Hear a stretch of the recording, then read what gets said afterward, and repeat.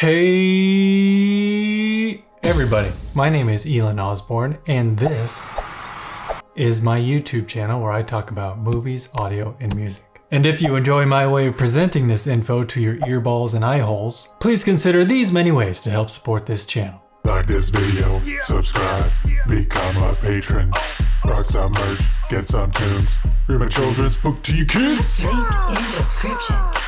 Link in description. Boy! Just real quick, if you have a certain piece of equipment that you would like me to review, please consider joining my Patreon where I will use those proceeds to buy pieces of equipment that I just can't get on loan or get a company to send to me. Or maybe I just don't want to wait until a company sends me something and I just want to buy it outright so I can review it for you. So yeah, do it. Cool. And lastly, if these Aperion audio speakers make you salivate as much as they do me, don't forget to use my code EO10 at checkout for 10% off your purchase. Now, What's in the box?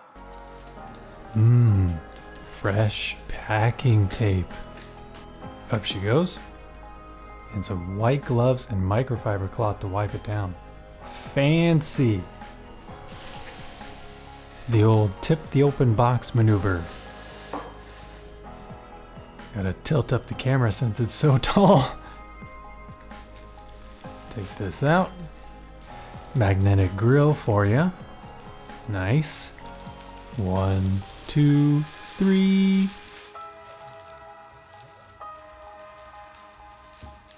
Speed up the time to take the plastic off, oh yeah. Up she goes. This little smudge brought to you by me not wearing the white gloves like an idiot. 2 woofers with a tweeter in between and a super cool slotted reflex port. In this video, I'm going to be reviewing the Aperion Audio Novus 6T tower speakers. And boy, are they sexy. These 2A speakers have dual 6.5-inch aramid fiber woofers with a long throw linear excursion design and a high-end silk dome tweeter. A neodymium motor and ferrofluid cooled voice coil help give these tweeters a flat frequency response that can extend all the way up to 30 kilohertz. And that juicy goodness is surrounded by Aperion's signature aluminum faceplate and logo with a metal grille. They are 42 inches tall, 8 inches wide, and 10 inches deep.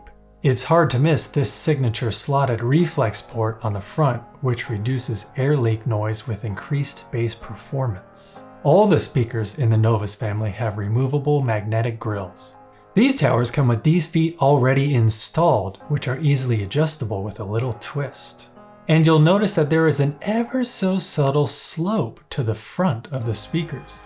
This creates an even phase alignment between treble and bass drivers. On the back, we have binding posts along with this little guy right here.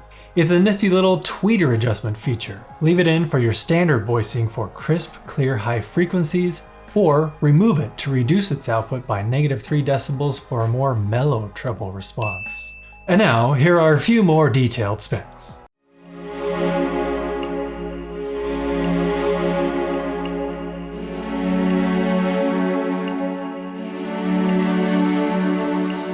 Moving on. How do they sound? If you've read any of the reviews or read some of the marketing materials online for Aperion audio speakers, they are touted as being neutral with a flat frequency response.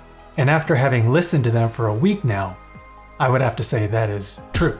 They reproduce some silky smooth audio with not a lot of added coloration. I honestly wouldn't call the treble response bright at all. Detailed, yes, but no biting or harshness in the upper registers. And that's without removing the -3 decibel pin on the back. Although I like my detail, so I'm not going to be the first one that's going to remove the pin to mellow out my treble. In a home theater setting with these towers as your front left and front right channels, they are spectacular.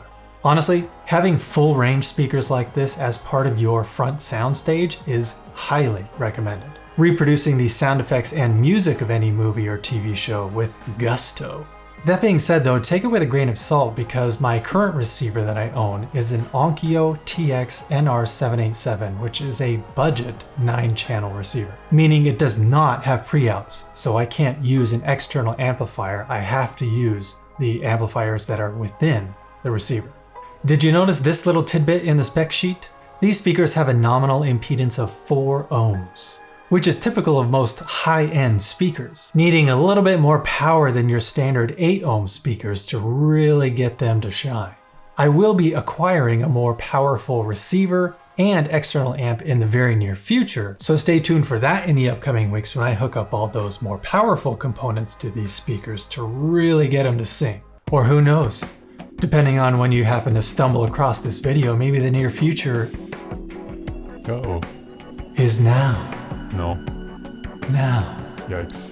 Anywho, all I'm really trying to say is that already, even with a budget 9-channel receiver, these towers sound incredible in a home theater setting. But I would recommend these speakers even more if you already have a receiver with pre-outs powered by an external amp. So home theater is one thing, but now you might be thinking, how does music sound?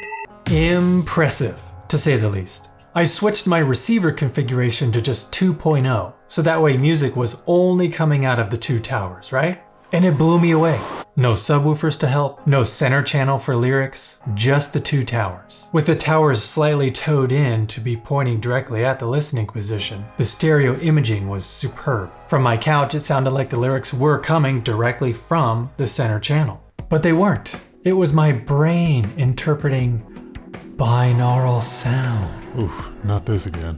Whenever I test music through speakers, I run them through the gamut. Tycho, Boards of Canada, Childish Gambino, System of a Down, Tool, Deftones, Jay-Z, Outkast, John Williams, Beethoven, Eric Whitacre, Nick Drake, Enya, Simon & Garfunkel, Hall & Oates, The Police, Queen, and I gotta tell you, they passed that test with flying colors. There were certain details in particular songs that I had only previously heard when I had headphones on. It kinda surprised the crap out of me, TBH. The bass response was also pretty phenomenal. I mean, sure, they didn't reach way down into the sub-bass category, like when I listen to certain bass-heavy rap tracks since they only go down to 32 Hz. But a lot of the real boomy bass music kind of lives between 40 and 60 Hz anyway. So these speakers held their own incredibly well without the aid of a subwoofer. And again, these tweeters have the ability of being detailed without being harsh or tinny sounding, you know? Hi-hats came through crystal clear when I was listening to both hip-hop and rock songs. The strumming and plucking of Paul Simon's guitar came out crystal clear, and voices were buttery smooth, especially when there were harmonies and stereo doubling involved in the music.